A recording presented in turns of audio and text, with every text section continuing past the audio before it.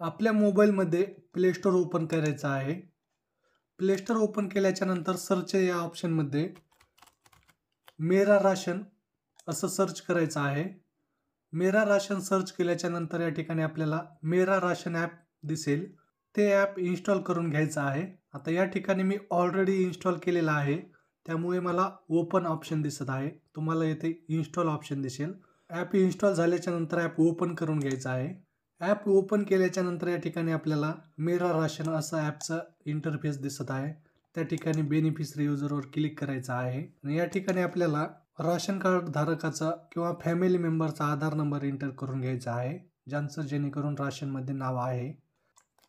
आधार number enter केल्याच्यानंतर खाली captcha fill करून घ्यायचा आहे. कॅप्चा एंटर केल्याच्यानंतर लॉग इन विथ OTP या पर्यायावरती क्लिक करायचं आहे. या पर्यायावरती क्लिक केल्याच्यानंतर आपल्यासमोर OTP सेंड सक्सेसफुली, तर ओके या बटनावरती क्लिक करायचं आहे. आता आपल्या आधारला जो मोबाईल नंबर लिंक आहे त्या मोबाईल नंबरवरती एक OTP गेलेला आहे, तो OTP इथे एंटर करून घ्यायचा आहे. OTP एंटर केल्याच्यानंतर व्हेरीफाय या बटनावरती क्लिक करायचं आहे. तर या ठिकाणी आपल्यासमोर OTP व्हेरीफाईड सक्सेसफुली, ओके या बटनावरती क्लिक करायचं आहे.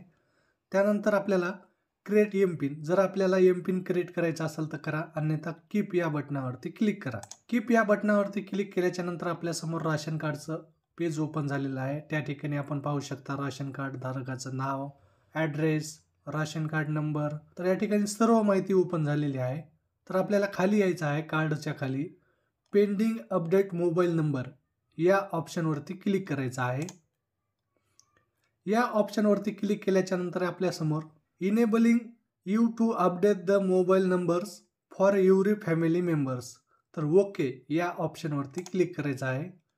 ओके या ऑप्शनवरती क्लिक केल्याच्यानंतर आपल्या राशनमध्ये जेवढे फॅमिली मेंबर आहेत तेवढे सर्व या ठिकाणी शो होत आहेत.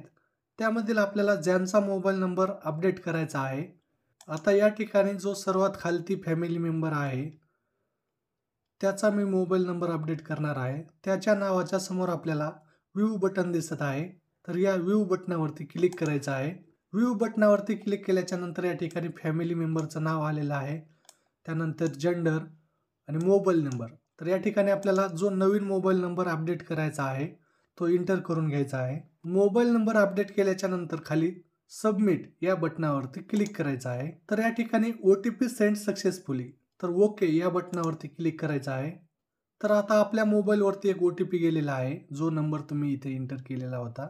OTP एंटर केल्याच्यानंतर व्हेरीफाय या बटनावरती क्लिक करायचं आहे. OTP व्हेरीफाईड सक्सेसफुली, तर ओके या बटनावरती क्लिक करायचं आहे.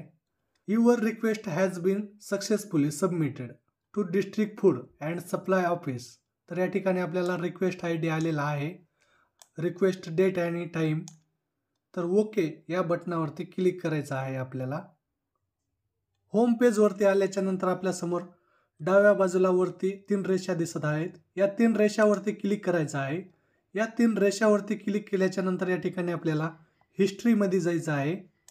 हिस्ट्रीमध्ये गेल्याच्यानंतर या ठिकाणी पाहू शकता आपण ज्या फॅमिली मेंबरची रिक्वेस्ट पाठवलेली आहे ते सर्व फॅमिली मेंबर येथे दिसत आहेत आणि या ठिकाणी नोटमध्ये आपल्याला स्टेटस पण दिसत आहे. तर अशा प्रकारे मित्रांनो आपण घर बसल्या आपल्या मोबाईलवरती राशन कार्डमध्ये मोबाईल नंबर अपडेट करू शकतो. व्हिडिओ आवडला असल्यास व्हिडिओला लाईक करा, शेअर करा, सबस्क्राईब करा. धन्यवाद.